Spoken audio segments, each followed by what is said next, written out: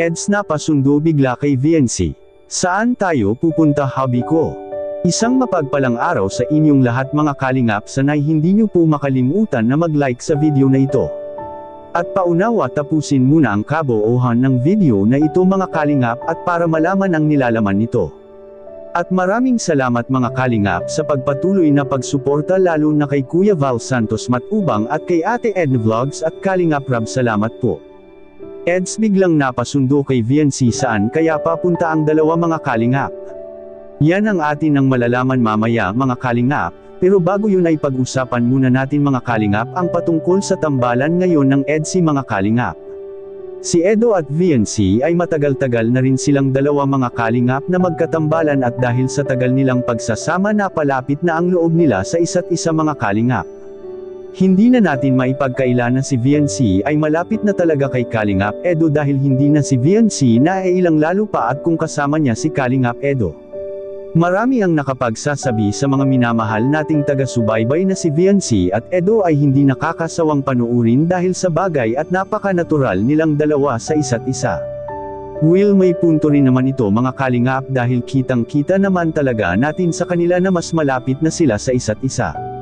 Siguro kung si VNC ay nasa tamang edad pa ito ay marahil masasagot niya talaga si Kalingap Edo dahil na kay Kalingap Edo na rin ang lahat, mabait at galanti pa ito humarap sa mga tao at may hitsura rin si Kalingap Edo katulad kay VNC. May nakapagsabi rin na si Edo at VNC ay magkakahawig ng mukha at malaki ang chance nilang dalawa na magkakatuloyin talaga silang dalawa balang araw dahil magkahawig sila ng mukha mga kalingap. Maari rin na magkasila talaga balang araw kung makapaghintay talaga si Kalingap Edo kay VNC. At parang makapaghintay naman si Kalingap Edo para kay VNC dahil ito ang kanyang isinasabi noong nag-usap sila ni VNC na maghintay anya ito kay VNC kahit na gaano pa ito katagal. Plano pa kasi ni VNC na magtapos muna ng pag-aaral bago ito papasok sa isang relasyon mga kalingap. Samantala, hindi lubos maisip na ang bahay ni VNC ngayon ay naabutan pa talaga ng bagyo mga kalingap, hindi man ito naapektuhan at nasira sa bagyo dahil sa tibay nitong pagkagawa, naapektuhan naman ito sa budget. Pero hindi dapat ipag-alala mga kalingap at may solusyon na patungkol sa bahay nila ni VNC at ang hinintay lang ni Kalingap Rab na matapos yung mga madali lang matatapos na pinapabahay ngayon ni Kalingap Rab.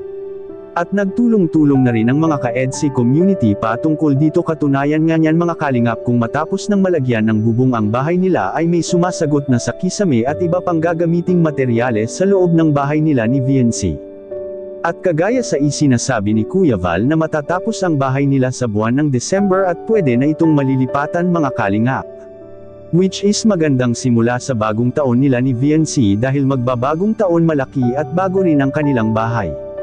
Kaya masasabi natin na pinakamaswerte si VNC na pagkalooban ito ng malaking pabahay ngayon.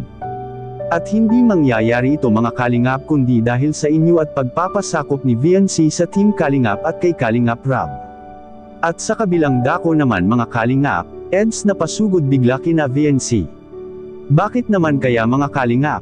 Yan ang atin ang malalaman ngayon. Napasundo si Kalingap Edo kay VNC mga kalingap dahil may malaking kaganapan ngayon sa EDSI community mga kalingap at mag-celebrate sila sa birthday celebration ni Sir Leo D. At may napag-alaman tayo na dadaluhan ito sa mga kasamahan ni VNC ng mga Kalingap Angels at iba pa mga kalingap. Sigurado maging masaya mamaya sa ginagawang selebrasyon ngayon ng mga ka-EDSI community. At salamat ng marami sa nag-sponsors lalo na kay Sir Leo D. Pagpalain ka nawa palagi sa ating mahal na Diyos. Anong masasabi niyo po tungkol dito mga kalingap? Please comment and God bless you all.